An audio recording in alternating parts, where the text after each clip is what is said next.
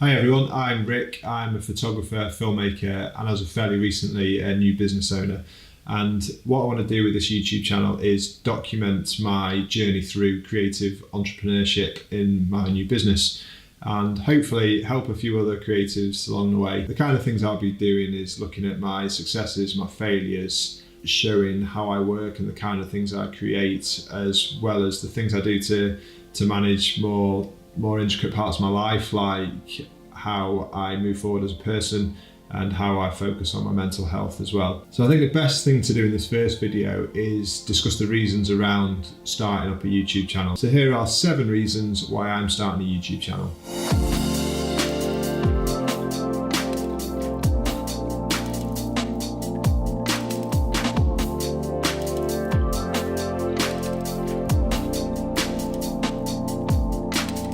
Okay, so reason number 1 is I see it as a really good creative outlet. Currently I work on 2 separate things. I work on my client work, which obviously gets delivered and presented to the client when it's completed.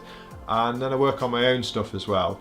And my own stuff at the moment probably can be best described as being test shoots. I'll have a bit of a play in the edit and maybe make the odd 1 or 2 things, but there's never any kind of structure around it. And what I want to do is bring a bit more structure into my personal work. So I want to be creating videos that actually have an end point and a goal behind them. So they tell a story, they get edited, they get presented, they get released, and I see YouTube as the place where I can then release them. I'm hoping that will then motivate me to do more than just these test shoots, as I call them, and just build upon what I'm doing and have somewhere to show it. So initially I'm going to release 1 video a week on YouTube.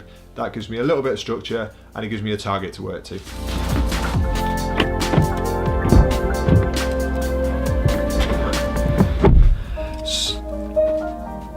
That's not my car, that is such an annoying noise. It does it every time I get in the car or when I get to my destination.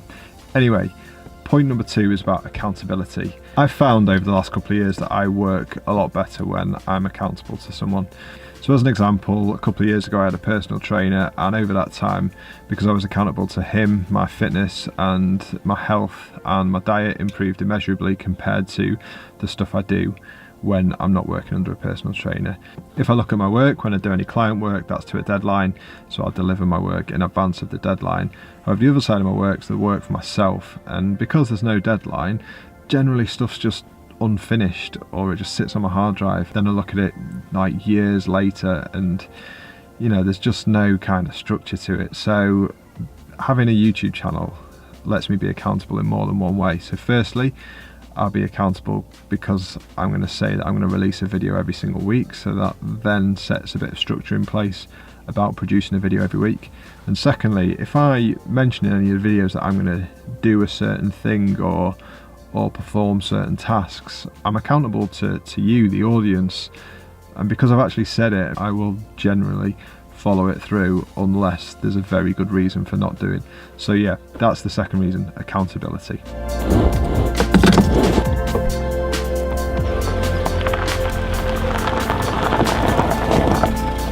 So number 3 is learning and experience.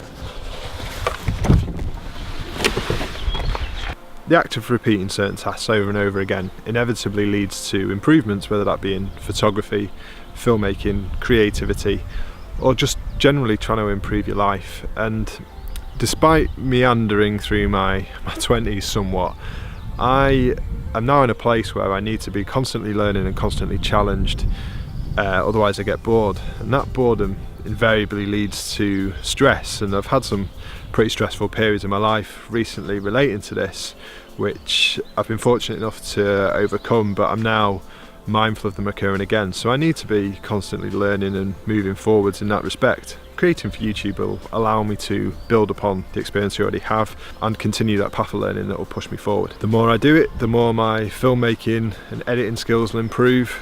The quicker I'll be at doing stuff, the more work I should be able to generate, and the higher quality it'll be as well. I think it'll also hopefully lead to new ways of doing things, which will really push me in different directions and consider things that I've maybe not considered before. I don't think you should ever stop learning, and learning new creative skills can be really rewarding. Point number 4 is marketing and showcasing my work. Now, creating content for YouTube allows me to get my videos in front of potentially thousands or even millions of eyes. And as a filmmaker, that could be really, really valuable as a marketing tool. And I think even if you're not a filmmaker, I think having video content to show others that gives a little bit of an insight into the work that goes into whatever you do and the final output can be really attractive to potential clients. In the video world, a lot of worth is placed upon showreels, and given that video can be really subjective, it can be quite hard to communicate what you're about effectively through a showreel. And that's where YouTube really enables you to be able to do that. It lets you tell whatever story you want to tell. And this channel may grow, it may have hundreds of views, it may have thousands of views, it may just have a few. But it only takes one person who is the right person to see some of your video content that they love and that resonates with them, and that could turn into potential future work.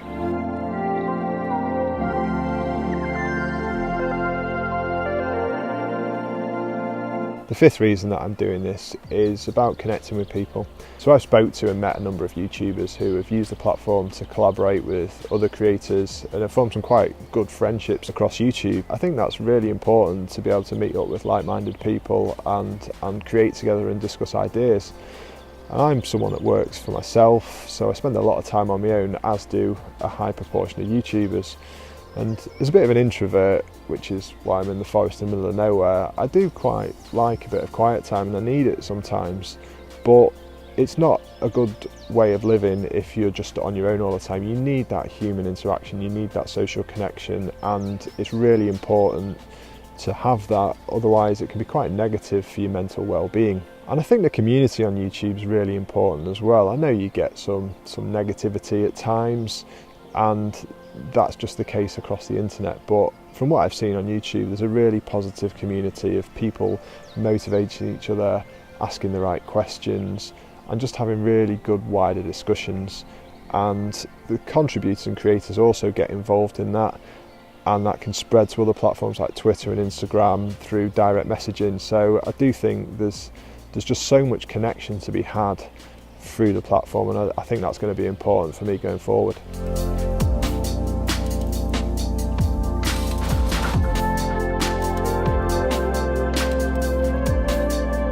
So the sixth reason is about documenting your journey. Now, imagine if Jeff Bezos or Steve Jobs or Tiger Woods or anyone else that's famous had begun documenting their journey from an early age through all the stuff you just don't see. How popular would those videos be now for people looking back to see how these people achieve such greatness? I think they just have millions and millions of views, and I'm not for 1 second suggesting I'm going to be anywhere near as successful as them, not even a fraction. But even if it's just for my kids to look at and be inspired by in years to come, or my grandkids, to be able to look back and look at the journey that I've been on and see what I've achieved, I think that's really important. I lost my mum and dad at quite an early age, and there's so much stuff that I've not been able to ask them. There's so much stuff about their lives that I don't know, and I think for my children to be able to tap into that in decades time would be really good for them, because I feel like I've missed out. But not only that, I think in a few years time it would be really important for me to look back and just look at how far I've come and what I've achieved.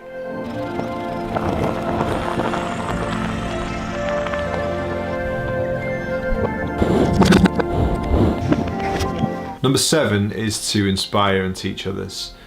I've been watching YouTube for 4 to 5 years, I'd say, and over that time I feel really fortunate to have been inspired by people like Casey Neistat and his daily vlogs, the meteoric rise of Peter McKinnon, who sickeningly seems to be good at everything he does, and more recently I've been really lucky to work with landscape photographer Nigel Danson, who's built up a really awesome channel in quite a short space of time. And I also follow a number of other photographers, filmmakers, and people that talk about self-improvement, and I'll link quite a lot of them below.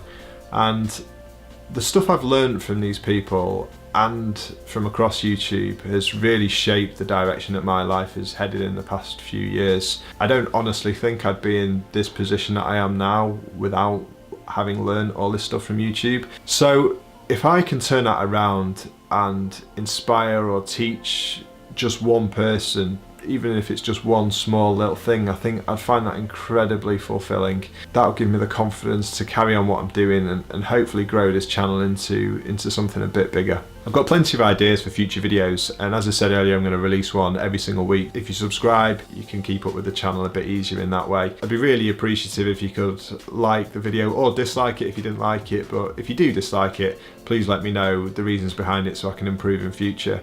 And feel free to leave a comment too. I'd love to be able to build a little bit of a community around this channel where people can motivate me to carry on creating this content, and people can inspire each other to maybe go out, take photos, make videos, or just build a business like I'm trying to do. So thanks very much for watching this video anyway. Sitting in front of a camera is a lot more nerve-wracking than a lot of people on YouTube make it out to be, so I'm glad it's now done and out of the way. But hopefully my on-camera presence will improve a little bit in videos to come. But until next time, thanks and bye.